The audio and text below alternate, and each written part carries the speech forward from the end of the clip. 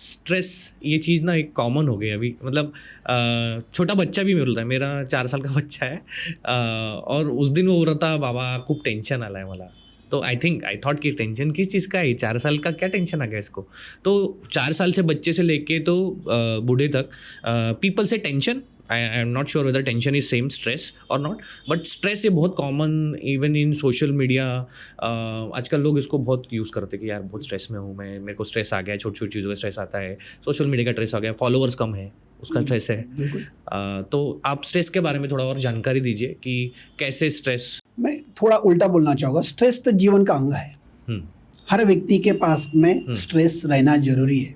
बिना स्ट्रेस से कोई जीवन नहीं है. ठीक है, मुझे यहाँ पे आना है, इंटरव्यू देना है, तो मुझे स्ट्रेस होगा 4 बजे कि 5 बजे जाना है और मुझे आपके साथ में इंटरव्यू करना है. Right, correct. सागर कापरे अरे बापरे के साथ मुझे इंटरव्यू करना है. मुझे स्ट्रेस आया तभी मैं आ पाया. मुझे घर में जाना है, मुझे तैयार होना है, मुझे मेरी बेटी को बोला कि नहीं अभी मैं आपको होमवर्क नहीं कर पाऊँगा, मुझे कहीं तो भी इम्पोर्टेंट इंटरव्यू के लिए जाना है. तो ये स्ट्रेस काफ़ी ज़रूरी है. एग्ज़ाम में कोई भी बच्चा पढ़ाई नहीं करेगा, पढ़ाई का स्ट्रेस नहीं होगा तो पढ़ाई में पास नहीं हो सकता है. राइट.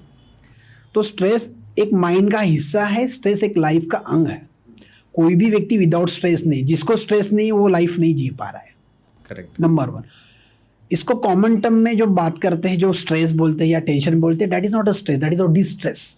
मराठीमध्ये सांगायचं तर दिस इज ताण तणाव. ताण प्रत्येकाला असतो, तणाव नसायला हवा. Okay okay. तो मी इथे येण्याचा मला ताण आहे म्हणून मी इथे आलेलो. एक्झामला मला परीक्षेचा ताण आहे म्हणून मी अभ्यास करतोय. पण मला ज्या तणाव होऊन जाईल, कसं होईल इंग्लिश में क्या बोलेंगे उसको डिस्ट्रेस बोल. डिस्ट्रेस. तो स्ट्रेस ठीक है, डिस्ट्रेस नहीं होना चाहिए. डिस्ट्रेस नहीं होना. और हिंदी में उसको तनाव बोलेंगे. तनाव बोलेंगे. ठीक है, तनाव. तो ये जो मेरा स्ट्रेस जब तनाव में निर्माण हो जाएगा, तनाव में उसका रूपांतर हो जाएगा, या you can say this called eustress और distress. In scientific language distress is called eustress, अच्छा वाला स्ट्रेस. पढ़ाई में करना है, शादी करना है, घूमने जाना है, कब पैकिंग करना है, गोवा घूमना है, तो यू स्ट्रेस. टिकट मिलना चाहिए, फ्लाइट मिलना चाहिए, रेलवे मिलना चाहिए, ये यू स्ट्रेस हो गया. बट कैसा होगा, फ्लाइट मिलेगा का नहीं मिलेगा, 2 घंटे 4 घंटे पहले फ्लाइट है और अभी से मैं पैकिंग करना शुरू करो, 3 घंटे पहले जाके बैठ रहा हो और फिर भी पैनिक हो रहा हो, that is a distress. Correct, got it. So eustress is useful, distress is bad for your life or bad for your health. तो जो व्यक्ति eustress को बार बार कंट्रोल नहीं कर पाता, मैनेज नहीं कर पाता, उसको कवर नहीं कर पाता, कोप अप नहीं कर पाता, उन लोगों को डिस्ट्रेस होता है. उसी को सिंपल लैंग्वेज अपन टेंशन बोलते हैं. बट ये लाइफ में ये स्ट्रेस और डिस्ट्रेस आने ही वाले हैं. अपना लाइफ ही ऐसा रूटीन चेंज हो चुका है. अब एक दिन में हर व्यक्ति ने 10-10 काम ले चुके हैं. ये भी करना है, वो भी करना है, वो भी करना है. तो रूटीन मैनेज करने के लिए सब काम करते समय अपने को स्ट्रेस आना जरूरी है. बट जब डिस्ट्रेस आता है तो आपका बॉडी रेस्पॉन्ड करना शुरू कर देगा. बॉडी माइंड एक में से जुड़े हुए हैं. जब किसी व्यक्ति को डिस्ट्रेस आएगा तो आपका बॉडी रेस्पॉन्ड करेगा. नींद में डैमेज हो जाएगा, चिड़चिड़ापन हो जाएगा, थकावट हो जाएंगी, कंसंट्रेशन में कमी हो जाएंगी, मेमोरी कम हो जाएंगी, खाने पीने में मन नहीं लगेगा, दिन भर काम करने में उबासी आएंगी, सरदर्द होगा, एसिडिटी हो जाएगी, वजन बढ़ेगा, वजन कम हो जाएगा. ये सब चीज़ें बॉडी धीरे धीरे अपने सिम्टम स्ट्रेस के दिखाना शुरू कर जाएंगी, रादर डिस्ट्रेस के दिखाना शुरू कर देगी. उस समय यदि लगता है कि फिजिकल सिम्टम्स जब आ रहे हैं, 3 प्रकार के सिम्टम्स आ सकते हैं. फिजिकल सिम्टम्स आ सकते हैं, इमोशनल सिम्टम्स आ सकते हैं, वैचारिक समस्या आ सकती है. ये 3 चीज़ें हैं जिसकी वजह से अपन स्ट्रेस से डिस्ट्रेस में गए ऐसे बोल सकते हैं. कुछ लोग होते हैं जो स्ट्रेस को कन्वर्ट करते हैं अचीवमेंट में, मुझे ऐसा लगता है. लाइक एग्जांपल, मुझे एग्जाम का स्ट्रेस है, टेंशन है, बट मैं सोचूंगा नहीं टेंशन है तो क्या हुआ, मेहनत कर और एग्जाम में अच्छे मार्क्स ला. बिल्कुल. बट उसका अपोजिट भी होता है. बिल्कुल. टेंशन आ गया तो मैं पेपर में जाके लिख नहीं पा रहा, आता सब है मुझे, लेकिन टेंशन के मारे में ये ना करूँ.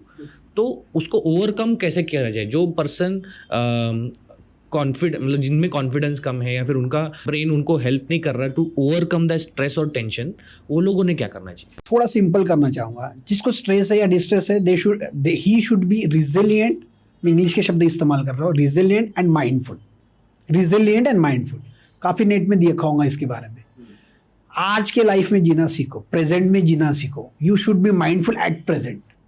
अभी आप क्या कर रहे हो, this is called as a simple language mindfulness.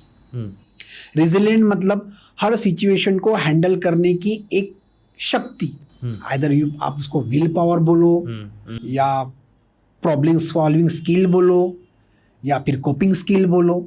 ये मेरे मन के अंदर में प्रीवियस एक्सपिरियन्स की वजह से मेरे पास जो स्किल्स आहे, माझा जो अनुभव आहे तो अनुभव वापरून मी त्या सिच्युएशनला हँडल करण्याच्या क्षमता और हँडल करने की मेरी जो ताकत, दैट इज कॉल्ड रेजिलिएंट। तो स्ट्रेस को कम करना है, you should B resilient, you should be mindful. तो वो अपना माइंड ही है जो स्ट्रांग होता है, विल पावर हमें देता है कि कोई भी लॉस या फिर किसी भी डाउनफॉल को या स्ट्रेस को ओवरकम करने की पावर हम खुद ही ला सकते हैं अंदर बिल्कुल से। ला सकते हैं, बिल्कुल ला और यू सकते can help somewhere as a doctor. Definitely मैंने तभी बोल दिया कि रेजिलिएंट बन जाओ, माइंडफुल बन जाओ, इट्स वेरी सिंपल। ऐसा भी नहीं होता, क्योंकि किस किस व्यक्तियों के माइंड्स या ब्रेन काफ़ी सेंसिटिव होते हैं। करेक्ट। ये रेजिलिएंट बनना या माइंडफुल बोलना एक प्रकार का आर्ट है। दो psychiatry is a science, this is again art. Life जीना कैसे एक प्रकार का आर्ट है, इसलिए आर्ट ऑफ लिविंग भी आता है। तो ये आर्ट में ये सब अपने पूर्वजों ने दिया हुए संस्कार जो है, अपने एक्सपीरियंस किए हुए जो बातें हैं, लोगों से मिलने से जो संवाद कर से जो मिले हुए इनपुट्स है, ये सब चीज़ें अपने सॉल्यूशन देने में अपने को काम में आते हैं। ठीक है, ये जब सॉल्यूशन देना शुरू करेंगे तो अपने को आगे में उसमें सॉल्यूशन दिखना शुरू हो जाएगा, नंबर 1। नंबर 2, यदि कुछ लोग काफ़ी सेंसिटिव है, उनको नहीं जम पा रहा है, उनको लगता है कि उसकी चीज़ लिमिट से बाहर हो रही है, तो डेफिनेटली उन्होंने मदद लेना चाहिए। मदद कैसे ले सकते हैं? किसी को टेंशन आए तो मेरे हिसाब से सिर्फ 3 चीज़ें कर सकते हैं। एक तो भाग जाओ, एक तो लड़ लो उससे, एक तो टाइम ले लो। एक और भी तो ऑप्शन है।